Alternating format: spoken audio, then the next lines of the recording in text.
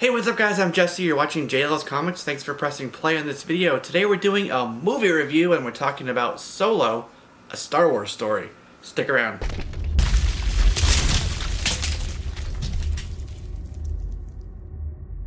Thanks for joining me here in this video. We're talking about today Solo, a Star Wars story. We're doing a spoiler-free review predominantly. However, there will be a couple of very light spoilers sprinkled throughout just because I want to illustrate a couple of points to you. We'll go through some highlights for the film, some lowlights, and at the end I will give you my rating. And I am regretting this as I'm saying it, but go ahead and leave me some comments down below. I'm sure there's going to be some very interesting ones this time around, so lay it on me, I'm ready. So this movie was been in the news for quite a bit prior to the film ever coming out. You know, that there was a directorial change with Lord and Miller. Ultimately, it was given over to Ron Howard to direct. The writers for this film, Jonathan and Lawrence Kasdan, are no strangers to the Star Wars franchise, and that did bring some of that authenticity along with it. And of course, in terms of stars, you have people like Alden Ehrenreich, Woody Harrelson, Emilia Clarke, Donald Glover, and Tandy Newton, of course, as well.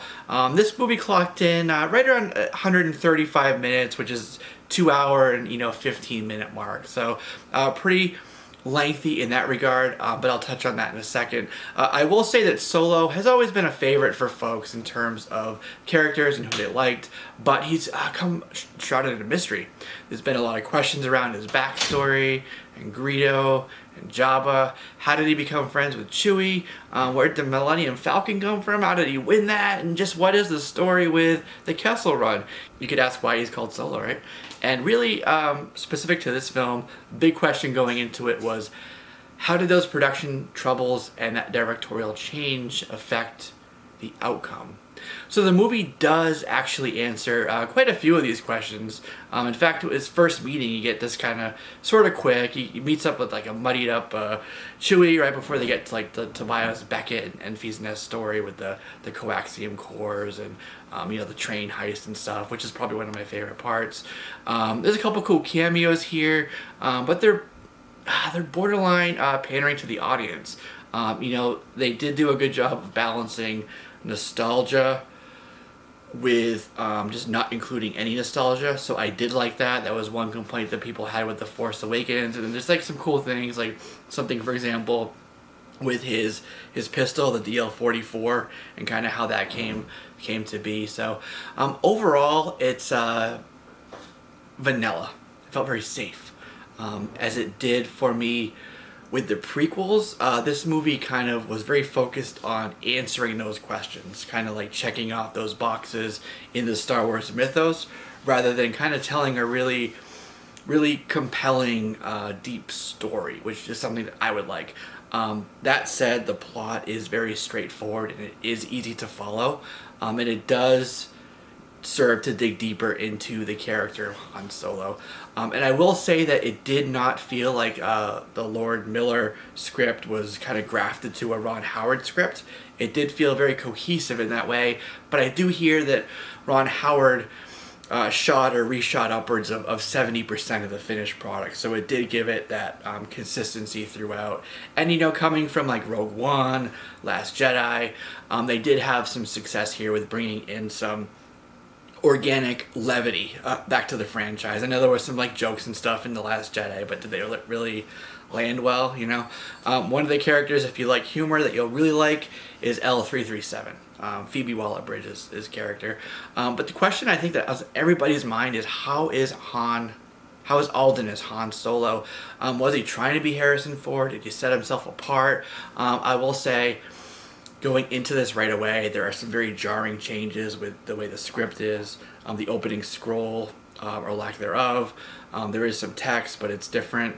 The soundtrack, and then you have Alden, this titular character who really everybody associates with Harrison Ford. It takes a while to kind of adjust to him being Solo.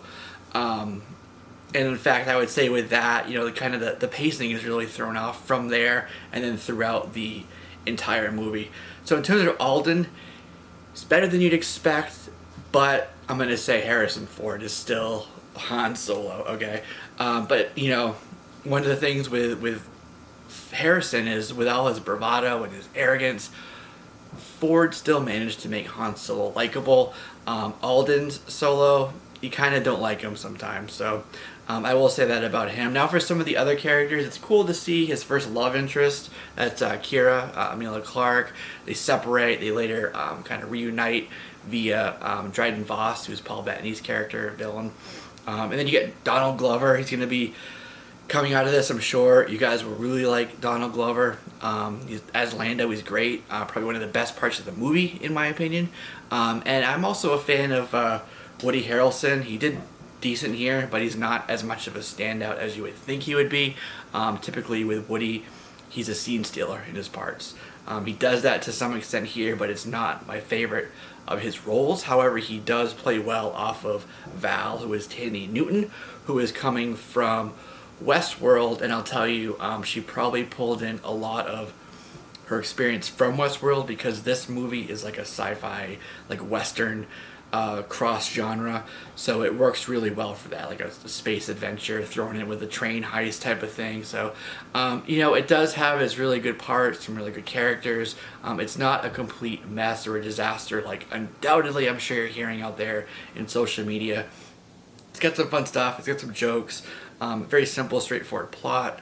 And then, of course, I told you some of the things that I would approve. However, this movie definitely plays it very safe. That's the word I'm going to use for it, safe. It saves a lot of things. Alden's contracted for a couple other films playing Han Solo, so I know that they saved some stuff for that. You know, but unfortunately, this is going to be one of my lower ranked Star Wars films. And I'm going to use the joke, it's so low. But we're going to split this one right down the middle at a 5 out of 10. So there you guys go. That's my light, spoilery, spoilers-free type of review for Han Solo, Star Wars story. Let me guys know what you guys think down below in the comments. Thumbs up, thumbs down if you agree or don't. And, you know, we'll see you in the next video.